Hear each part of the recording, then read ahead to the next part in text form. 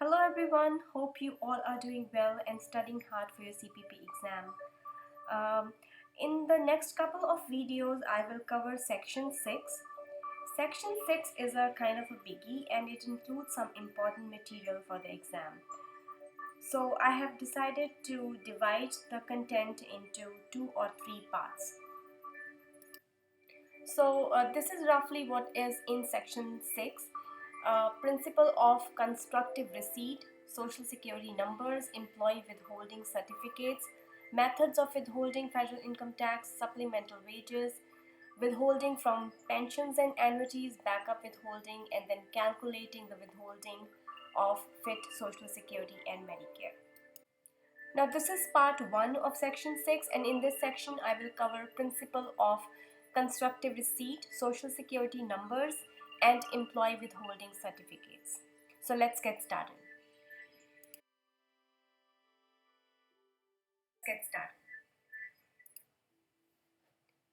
Let's first understand what is the principle of constructive receipt. Constructive receipt refers to income that you may not have the physical possession of, but it has been made available to you without any restriction. In other words, you have constructive receipt of income when you have control over such income. You have the right to draw the income, you have the control of the income, and there is no limitation or restriction in exercising that control. Under the federal regulations, employers must withhold the federal income tax and the employment taxes when the employee is actually or constructively paid, not when the wages are earned or become payable. Constructive receipt is a point in time when the employee has the ability to control the payments for services from the employer. Why is the date of actual or constructive payment of wages so important? Well, the date is important because it determines when the wages are taxed and reported and at what rates. Let's say it's the end of the year and the pay date is December 30th of year 1. But the employee constructively received the payment on January 5 of year 2. Now in year 1, if the employee had already reached the Social Security wage base, then he would not have to pay the Social Security taxes. But because he received the payment in year 2, all of the wages are subject to Social Security taxes and should be reported on the W-2 that is for year 2, not for the W-2 of year 1. Let's look at the situation where the paycheck is mailed to the employee's house. So the employees who receive the paycheck sent through the mail generally are not constructively paid when the checks are sent by the employer. The wages are not available to the employee until the check is delivered to the employee's home. Let's look at one example. Amanda works from home and is paid by check every other Thursday. Her check for this Thursday's pay date gets mailed on Wednesday, but due to bad weather, the check is not expected to arrive to her until next Monday. So Amanda's employer then decides to wire the cash for her wages on Friday. What is Amanda's pay date for the purpose of withholding taxes? What do you think?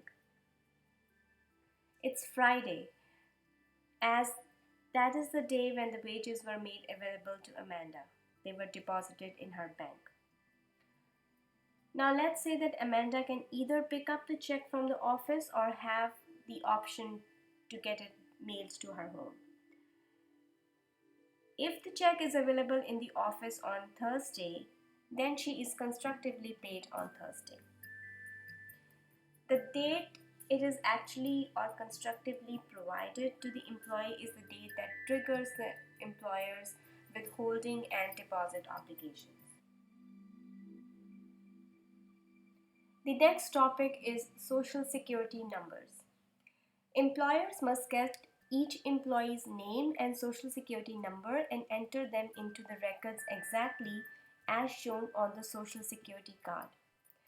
The Social Security number is used as an identification number by the IRS when dealing with the individual, and the employers use their employee Social Security number to identify them when reports of wages paid and taxes withheld are made to the Social Security Administration or to the IRS. So how do you apply for the Social Security number? You have to fill out and submit the form SS5, which is application for Social Security card, and you submit it to the Social Security Administration. Now this next slide shows how to spot the invalid Social Security numbers. All the numbers below are examples of invalid SS numbers. Social Security numbers beginning with number 9, Social Security numbers that have 666 or 000 in first 3 digits, and then 00 in position 4 and 5. Numbers that have 0000 as last 4 digits, or the Social Security number that reads like this: 1 2 3 4 5 6 7 8 9. The employers can verify the employee's name and SSN through the Social Security Administration's SSN verification service. Verify up to 10 names and SSNs online and receive immediate results. This method is generally used to verify newly hired employees. And then upload a batch files of up to 250,000 names and SSNs, and usually receive the result within the next business day. Now this next slide discusses the form W-4, which is the employee's withholding certificate. Every employer is required to deduct and withhold federal income tax from wages paid to the employees according to the tables or procedures that are set up by the IRS, but that all depend on the information that is contained on the form W-4 that is submitted by the employee. Prior to 2020, the form was known as Employees Withholding Allowance Certificate. Beginning with the 2020 form, the title has been changed to Employees Withholding Certificate. So you might see a question on the exam on this name change. The Tax Cut and Jobs Act became law in 2017 and significantly changed how the federal income tax system works. The Tax Cut and Job Act made several changes, including removing personal exemptions and increasing the standard deduction. When must the Form W-4 be submitted to the employer? A newly hired employee should submit a completed and signed W-4 form to the employer on or before the first day of work. If the employee do not provide the original, complete, valid, signed W-4, the employer must withhold as if the employee were single with no other adjustments. That is, they made no entries in step 2 to 4 of the new form W-4. Because the IRS is not requiring all employees to complete a new W-4 merely due to the revisions of the form, the employers will need to figure withholding based on the pre-2020 form W-4 and 2020 form W-4. And this topic needs a detailed explanation, so I will do separate video on how to calculate the federal income tax based on old W-4 and the new W-4. Amended W-4. An employee must submit an amended W-4 within 10 days after an increase in the amount of withholding is required. Example, the employee's child becomes too old for the child tax credit. An employee who currently claims exempt from withholding must submit a new W-4 within 10 days after realizing that his or her claim of exemption is no longer valid. because the employee will have income tax liability in the current year. Employees may file an amended W-4 form whenever they are entitled to decrease the amount of their withholding. Example, because of the birth of a child for whom they can claim a child tax credit. Or they feel that they are entitled to claim exempt from withholding. Now let's see when the Form W-4 becomes effective. Let's look at the newly hired employees first. A Form W-4 submitted by a newly hired employee must be put into effect by the employer for the first payroll period ending after the form is submitted. If the current employees file an amended W-4, then the amended W-4 form submitted to the employer must be put into the effect no later than the beginning of the first payroll period ending on or after the 30th day after the form is submitted to the employer.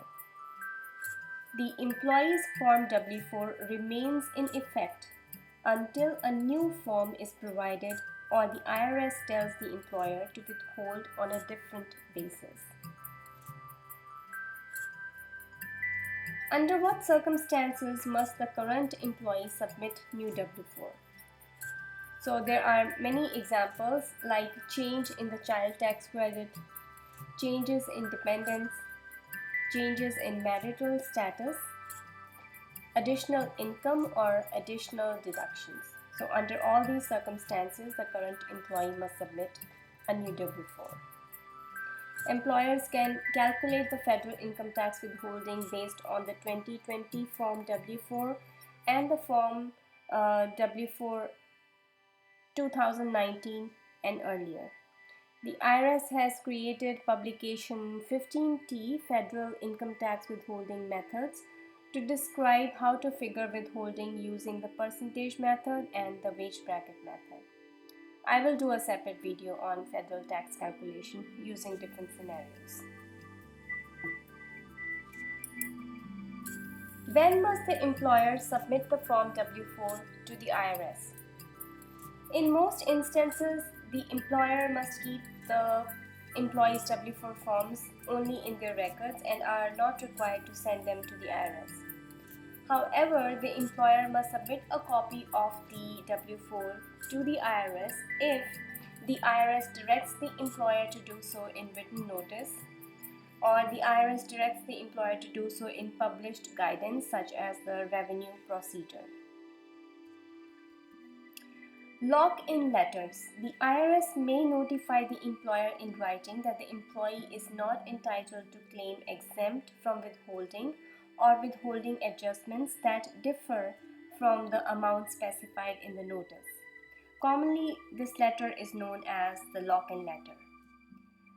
This letter will also specify the employee's filing status and provide withholding instructions for purposes of calculating the required amount of withholding. How long must the employer retain W-4? The W-4 must be retained for 4 years from the due date of employee's tax return on which the W-4 info was used.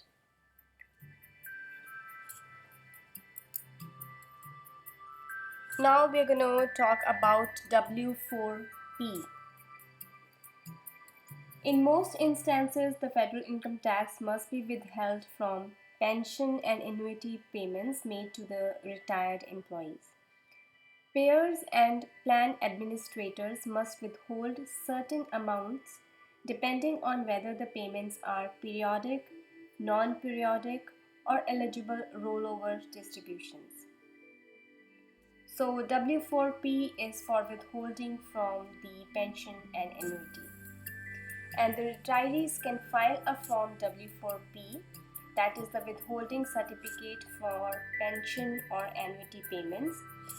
By completing the Form W-4P, the retiree can elect not to have any income tax withheld, designate a certain number of withholding allowances to be used in calculating the amount withheld, and indicate an additional dollar amount to be withheld. If a Form WP is not submitted, then the employer must withhold on periodic pension payments as if the pay is merit, claiming 3 withholding allowances. This rule remains in effect for 2020 despite the changes in the income tax withholding system made by the Tax Cut and Job Acts. While the IRS has revised the 2020 Form W4 to account for the Tax Cut and Job Act changes, it did not do so for 2020 W4P. Therefore, the form remains the same and retains the use of allowances in withholding calculation. And we are on the last slide of this video, and this slide covers the form W4S. If you have watched my video on sick pay, then you are familiar with this form.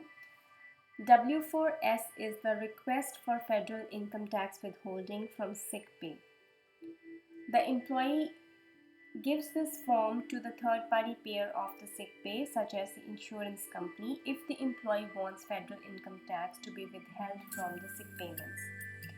The third-party sick payer insurance company will only withhold federal income tax if the employee submits the form. Otherwise, there will be no federal income tax withheld.